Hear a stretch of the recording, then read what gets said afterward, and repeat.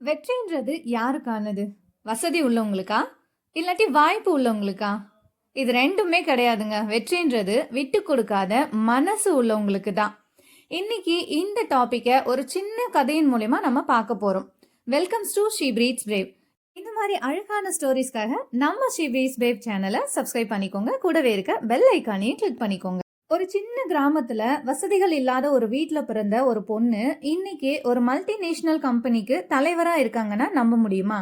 அது எப்படி சாத்தியமாச்சு? அவங்க கடந்து வந்த பாதையில எவ்வளவு முட்கள் இருந்துச்சு, எவ்வளவு சவால்கள் இருந்துச்சு, இதையெல்லாம் தான் இன்னைக்கு கதையில நம்ம பார்க்க போறோம். வாங்க இப்போ நிலா அவங்களோட பயணத்தை ஆரம்பத்துல இருந்து பார்ப்போம். நிலா பிறந்தது ஒரு சின்ன கிராமம். அவங்க அப்பா ஒரு விவசாயி.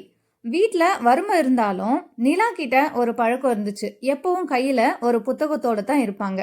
மற்ற பொண்ணுங்க விளையாடிட்டு இருக்கும்போது நிலா மட்டும் ஊர்ல இருக்கிற ஒரு லைப்ரரியில உட்காந்துட்டு சாதனையாளர்களோட கதைய படிப்பாங்க. அவங்க மனசுக்குள்ள ஒரு ஆசை, நானும் என்னைக்காவது ஒரு நாள் இவங்கள மாதிரி சாதிக்கணும் அப்படின்னு சொல்லி. ஆனா ஊர்ல இருக்க மக்கள்லாம் சும்மா இருப்பாங்களா? அவங்க எல்லாரும் அவங்க அப்பா கிட்ட சொல்லிட்டே இருப்பாங்களாம். என்ன சொன்னாங்களாம்? ஏன்பா பொம்பளை பிள்ளைய இவ்வளோ படிக்க வைக்கிற, சீக்கிரம் கல்யாணம் பண்ணி அனுப்பிடுன்னு சொன்னாங்களாம். இது ஒரு நாள் 2 நாள் கிடையாது. எப்போல்லாம் நிலா லைப்ரரிக்கு படிக்கிறதுக்காக போவாங்களோ அப்போல்லாம் ஊர்ல இருக்க மக்கள் எல்லாம் சேர்ந்துக்கிட்டு நிலாவோட அப்பா கிட்ட இதே மாதிரி ஏதாவது சொல்லி அவளோட படிப்பை நிறுத்தணும்னு சொல்லி முயற்சி பண்ணிக்கிட்டே இருப்பாங்களாம். ஆனா நிலா இதையெல்லாம் அவங்க கண்டுக்கவே இல்லையா. அவங்களோட முழு கவனத்தையும் அவங்களோட படிப்புலே செலுத்திக்கிட்டே இருந்தாங்களாம். அவங்களோட கண்ணுக்கு முன்னாடி தெரிஞ்சதெல்லாம் அவங்களோட படிப்பு மட்டும்தான். ஒரு வழியா அவங்க பள்ளி படிப்பும் முடிச்சிட்டாங்க. அடுத்ததா அவங்க கல்லூரிக்கு போனப்பதான் அவங்களுக்கு நிஜமான கஷ்டம் ஆரம்பிச்சது.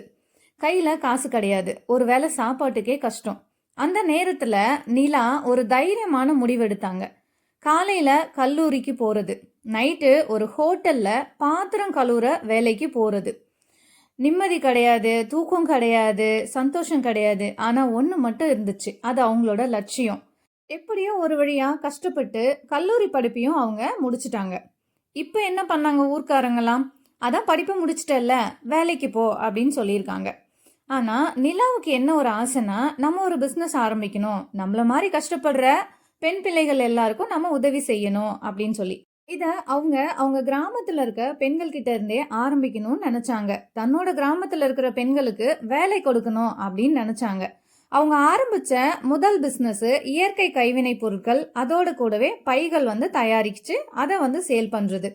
ஆனா அவங்க கிட்ட இருந்த அந்த ஆர்வமும் வேகமும் திட்டமிடல்ல இல்ல. மார்க்கெட்டிங் அவங்களுக்கு சரியா தெரியல. அந்த பைகளை யார்கிட்ட கொண்டு போய் விற்கணும்ன்ற தெளிவு இல்லாம உற்பத்தி செஞ்சாங்க. தவறான கணக்கு போட்டாங்க. மூலப்பொருட்களை அதிக விலைக்கு வாங்கிட்டு பைகளை கம்மியான விலைக்கு விற்க முயற்சி பண்ணாங்க.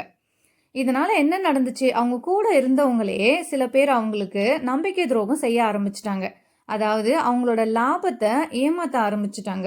ஒரே வருஷத்துல நிலா சேர்த்து வச்சிருந்த எல்லா பணமுமே தீர்ந்து போச்சு. வாங்கின கடனுக்கு வட்டி கட்ட முடியல. ஒரு கட்டத்துல அவங்க கம்பெனியில இருந்த மிஷின்கள் எல்லாத்தையும் விற்க வேண்டிய நிலைமை. ஊர்ல இருக்கவங்க பிசினஸ் பண்றேன்னு இப்ப பிச்சை எடுக்காத குறையா நிக்கிறாளே அப்படின்னு சொல்லி கேலி பண்ண ஆரம்பிச்சிட்டாங்க.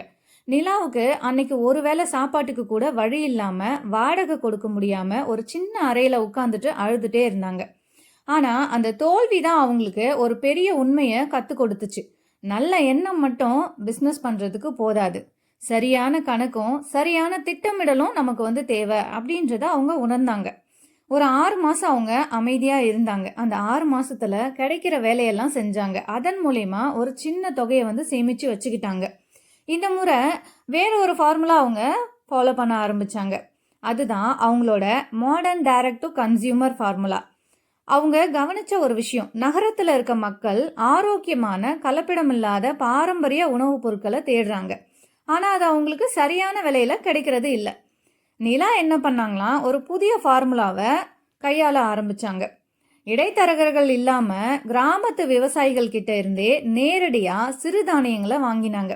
இதனால விவசாயிகளுக்கும் லாபம், நிலாவுக்கும் கம்மியான விலையில நல்ல தரமான பேக்கேஜிங்கான பொருட்கள் கிடைச்சிது.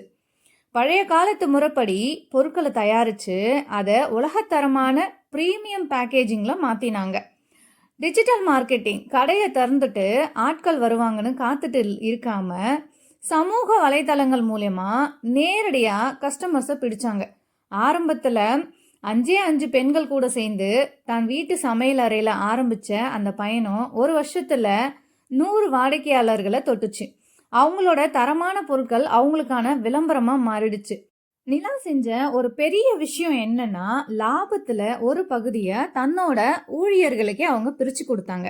இதனால அவங்க கிட்ட இருந்த டீம் ரொம்பவே பலமா மாறிடுச்சு. அடுத்த 3 வருஷத்துல அந்த சின்ன சமையலறை ஒரு பெரிய ஃபேக்டரியா மாறுச்சு. இன்னைக்கு அவங்களோட ப்ராடக்ட்ஸ் எல்லாமே ட்ரெடிஷ்னலான ஸ்நாக்ஸும் ட்ரெடிஷ்னலான ஹெல்த் மிக்ஸ் பொருட்கள் எல்லாமே வெளிநாட்டுக்கு கூட ஏற்றுமதி செய்ய ஆரம்பிச்சிட்டாங்க. இன்னைக்கு நிலா வெறும் ஒரு பிஸ்னஸ் விமன் மட்டும் கிடையாது, அவங்க ஒரு மிகப்பெரிய இன்ஸ்பைரேஷன். ஒரு சின்ன கிராமத்துல இருந்து கிளம்பி தோல்விகளை மிதிச்சு இன்னைக்கு வருஷத்துக்கு பல கோடி ரூபாய் டர்ன் ஓவர் செய்யற ஒரு கம்பெனியோட சிஇஓ. அன்னைக்கு அவங்கள பார்த்து சிரிச்சவங்க எல்லாம் இன்னைக்கு எங்களுக்கும் ஒரு வேலை கிடைக்குமான்னு நிலா கிட்ட தேடி வர்றாங்க. ஆனா நிலா யார் மேலேயும் கோவப்படல. அவங்களோட ஒரே பதில், விடாமுயற்சியும் சரியான திட்டமிடலும் இருந்தா ஒரு சாதாரண பொண்ணும் சரித்திரத்தை மாத்தி எழுதலாம். அவங்க வாழ்க்கையில ரொம்பவே உடைஞ்சு போயிருந்த அந்த தருணத்துல அவங்க 3 விதிகளை ஃபாலோ பண்ண ஆரம்பிச்சிருக்கிறாங்க. முதல் விதி, உங்களை உலகம் நம்புவதற்கு முன்னாடி உங்களை நீங்க நம்பணும். உங்களை நீங்களே நம்பலன்னா யாரு தான் நம்புவாங்க சொல்லுங்க? நிலா அம்மாவை சுத்தி இருந்தவங்க எல்லாம் அவங்க தோற்றத்தை பார்த்து கிராமத்து பெண் அப்படின்னு நினைச்சு சிரிச்சாங்க. ஆனா அவங்க தன்னை நம்புவதை நிறுத்தவே இல்லை. அந்த தன்னம்பிக்கை தான் இன்னைக்கு அவங்கள ஒரு சாம்ராஜ்யத்துக்கு தலைவியாக்கி இருக்கு. 2வது விதி, தோல்வின்றது ஒரு முடிவு கிடையாது, அது உங்க பிசினஸ் ஃபார்முலாவை மாற்றுறதுக்கான ஒரு வாய்ப்பு தான். முதல்ல பிசினஸ் நஷ்டம் வந்தப்போ அவங்க முடங்கி போயிருந்தா இன்னைக்கு இந்த வெற்றி அவங்களுக்கு கிடைச்சிருக்காது. அந்த தோல்வியிலிருந்து கணக்கு மற்றும் சரியான திட்டம் அப்படின்ற பாடத்தை கத்துக்கிட்டு அடுத்த அடியை எடுத்து வச்சாங்க. 3வது விதி, வேகம் உங்களை இலக்குக்கு கொண்டு செல்லாது, விடாமுயற்சி மட்டுமே உங்களை சிகரத்தை தொட வைக்கும். தடைகள் வந்தாலும் கடன் தொல்லை இருந்தாலும் ஊரே எதிர்த்தாலும் அவங்க தம் முயற்சியை கைவிடல. அந்த வைராக்கியம் தான் அவங்களுக்கான அடையாளத்தை இன்னைக்கு கொடுத்துருக்கு. கடைசியா ஒன்று மட்டும் சொல்லிக்கிறேன், இந்த உலகத்துல உங்களை யாராவது உன்னால முடியாதுன்னு சொன்னா அதை கேட்டு சோர்ந்து போயிடாதீங்க. ஏன்னா உங்க பலம் என்னன்னு உங்களுக்கு மட்டும்தான் தெரியும். உங்களால முடியலன்னா வேற யாரால முடியும்னு உங்களை நீங்களே கேள்வி கேட்டுக்கோங்க. நிலா ஒரு சாதாரண கிராமத்துல கையில காசு எதுவுமே இல்லாம எந்தவித வசதியுமே இல்லாம அடுத்த வேலைக்கு மாத்திக்கிறதுக்கு துணிமணிகள் கூட இல்லாம அவங்களோட கனவை மட்டுமே அவங்களுக்கு துணையா வச்சுக்கிட்டு இன்னைக்கு இவ்வளோ பெரிய இடத்துக்கு வந்திருக்காங்கன்னா அதுக்கு காரணம் அவங்க மேல அவங்க வச்ச நம்பிக்கை தான். தடைகளை கண்டு பயப்படாதீங்க, அந்த தடைகளை வச்சே உங்களுக்கான படிக்கட்டுகளை கட்டுங்க. முயற்சி செய்யறதை மட்டும் விற்றாதீங்க. என்னைக்காவது ஒரு நாள் இந்த உலகம் உங்களுக்காக கைத்தட்டும். சிறகுகள் உங்களுக்குள்ளே இருக்கிறது, பறக்க துணியுங்கள். நிலா அம்மாவோட இந்த பயணம் உங்களுக்குள்ள ஒரு சின்ன தீப்பொறிய உண்டாக்கி இருக்கும்னு நம்புறேன். நீங்களும் உங்க வாழ்க்கையில எதையாவது சாதிக்கணும்னு நினைச்சா இன்னைக்கே அந்த முதல் அடியை எடுத்து வைங்க. மறக்காம நம்ம ஷீ பிரீட்ஸ் வே சேனலை சப்ஸ்கிரைப் பண்ணுங்க. உங்க வாழ்க்கையில நீங்க சந்திச்ச மிகப்பெரிய தடை எதுன்னு கமெண்ட்ல சொல்லுங்க. அடுத்த ஒரு பவர்ஃபுல் கதையோட உங்களை சந்திக்கிறேன். துணிஞ்சு நில்லுங்க, உங்களோட வானம் உங்களோட கையில தான். இந்த கதை இதோட முடியுது. உங்க எல்லாருக்கும் நன்றி கூறி விடைபெறுறேன். நன்றி.